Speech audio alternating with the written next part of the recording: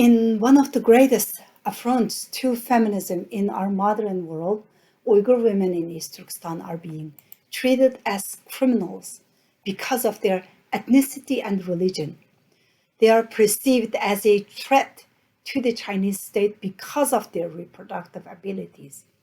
They are facing rape, brainwashing, forced sterilizations, forced abortions, forced IUD insertion, and the other types of seemingly unimaginable abuse.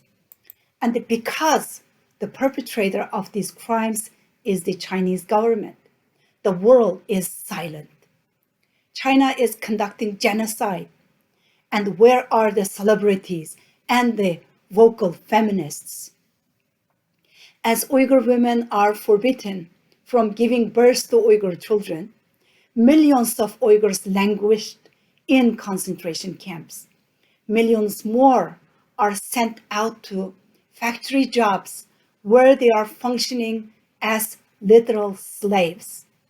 Mothers are forcibly separated from their children, who are often placed in government-run orphanages, while their parents are in the concentration camps.